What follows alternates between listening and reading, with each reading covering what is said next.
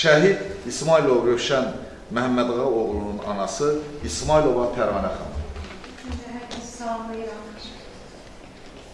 Məni bura dəvət etdiyiniz üçün hər birinizə təşəkkür edirəm. Səadət xanım, sizə də uğurlar arzulayıram, təbrik edirəm sizə. Bugün Azərbaycanda zəfərin 5 illiyi qeyd olunur.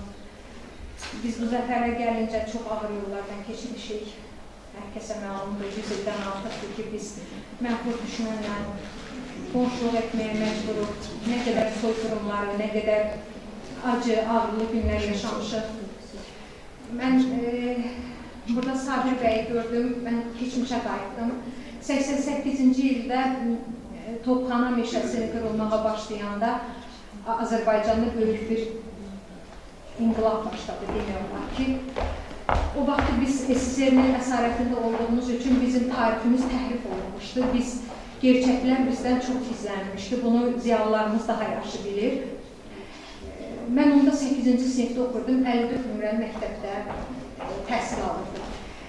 Bizim yetəri qədər məlumatlarımız olmadığına görə o vaxt bizim məktəbimizin müdiriyyəti ziyalılarımızı dəvət edirdi. Həmin vaxtda Sabir müəllim bizim məktəbin axsalında, Firudun müəllim Cəmilovla birlikdə və bir başqa ziyalılarımız da var idi. İndi həyəcanlıyam, unutmuşam onlarla. Dəfələrlə biz onların mühasirələrini dinləmişik. Onlar bizə tarixi açıqlayıblar.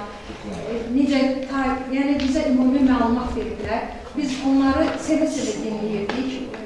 Talih bir 30 ildən çox vaxtdan keçdi və mən bir şəhid anası olaraq auditoriyada yenə Sabir müəllimi istədim. Belə bir istədim bunu vurğulayam, keçmişə qayıtdım və həmişə mən məktəbə bir şəhid anası olaraq tədbirlərə gedəndə həmişə bu sözü şagirdlərə deyirəm ki, uşaqlar, siz çox şanslısınız. Siz şanslısınız ki, siz müstəqil Azərbaycanda yaşayırsınız və biz hər sözümüzü deyə bildik. Biz təhrif olunmuş tarixlə yaşamırıq, biz bugün gerçəklə yaşayırıq. Mən bir balaca da öz oğlum haqqında danışmaq istəyirəm. Mənim oğlum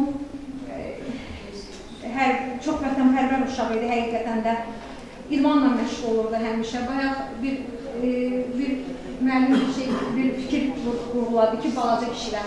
Mənim oğlum da həmin o balaca kişilərdədir. Yəni, mən çox onunla mübarizə aparırdım. Düzdür, o tələbə idi, universiteti bitirib bitmişdi. Amma biraz dərs oxumaqdan biraz etiraf edirəm də, yəni biraz uzaq idi, biraz həmbəl idi. Həmişə mən onu sıxışdırırdım da, yəni bizim analarımız necə də istəyir ki, evlatları təhsil alsın, həmişə onu məcbur edirdim. O mənə həmişə bir söz deyirdi ki, deyirdim, amma bu iş mənlik deyil, mən başqa bir iş görəcəm. Həmişə belə mənfər qalırdım ki, bu uşaq nə danışır? Deyirdi ki, amma mən başqa bir iş görəcəm. Həmişə də arzulayırdı ki, müharibəni, hərbi xidmətə gedəndə istəyirdi müharibə başlasın. Bunu çox dua edirdi, həqiqətən də dua edirdi. Belə oldu ki, hərbi xidmətə gedəndə 6 iyul 2020-ci ildə hərbi xidmət getdi və ondan bir həftə sonra da Tovuz hadisələri başlaydı. Yenə də o həmin hadisədən hiddətlənib, gedib kəşfiyyat bölümünə yazılmışdı. Mən bir ana olaraq etiraz edirdim. Amma könüllü olaraq kəşfiyyat bölümünün əskəri oldu və özü də könüllü olaraq hələ onda müharibə başlamamışdı. Özü ərizə yazaraq düşmənlə üz-üzə qalan posta xidmət eləməyə arzulamışdı. Həqiqətən də elə oldu. Müharibə başlayandan ilk günlərindən o döyüşlərdə iştirak eləmişdi. Oktyabr ayının 3-də Suqovuşan azad olunan günü o əlindən və özündən yaralanmışdı. Onu Bərdə Hospitalına aparmışdılar müalicə üçün.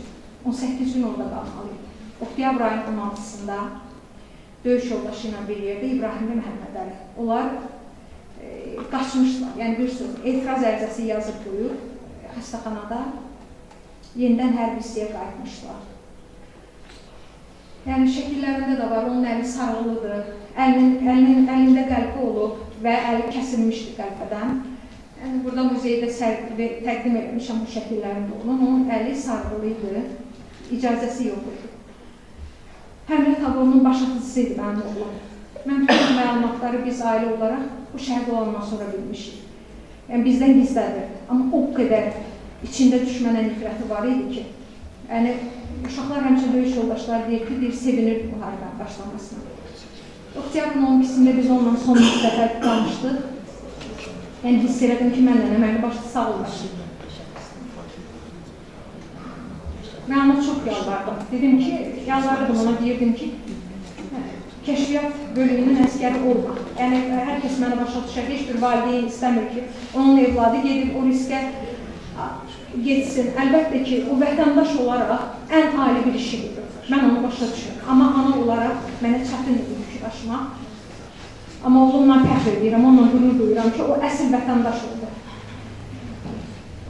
Oktyabr ayının 13-də onlar düşmən mövqelərini hücuma keçiblər və onların hücum zamanı bəlli tapşırıqları oldu. Düşmən səngərinə girməli idilər onlar.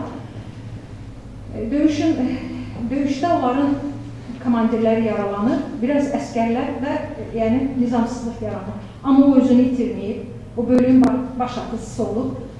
Onlar öz əskər yoldaşları ilə, döyüş yoldaşları ilə bir yerdə gedib düşmən səngərinə daxil olmağı bacarmışlar. Amma onlar çox qeyri-bərabər döyüşlər savaşıblar. Onlar 8 nəfər olub, düşmən çox olub. Onlar snayper küləsinə tuş gəliblər. Mənim oğlum başından ona yaradan şəhid olmuşdu. Yəni, düşmən səngərində qaldığına görə də onun nəşini tapmaq da çox gec oldu. Biz 35 gündən sonra onu noyabr ayının 19-unda biz onu torpağa şərif toxumu kimi əkdik.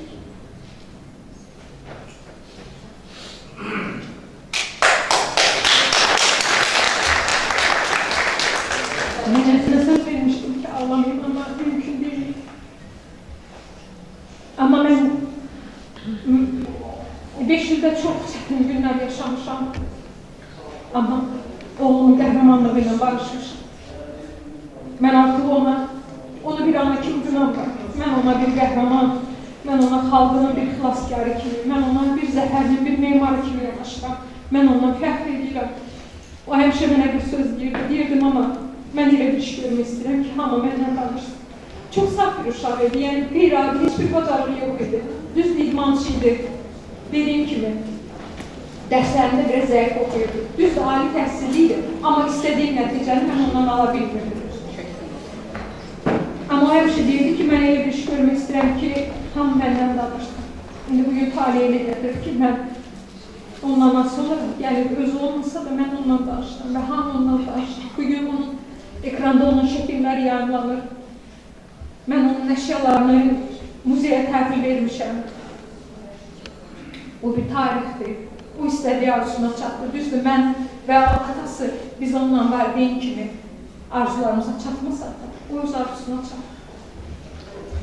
Rövşən timsalda, vətən uğrunda canımda keçən bütün şəhidlərimizin qarşısında baş əyirəm və bütün şəhid ailələrinə səbir özüm arzulayıram və sizlərə, hər kəsə, şəhidlər üçün, bizim qəhrəmanlar üçün əlindən gələn hər şey edən hər bir Azərbaycan vətəndaşına dərin minnətdarlığımı bildirirəm. Məni dinlədiyiniz üçün də sizə təşəkkür edirəm.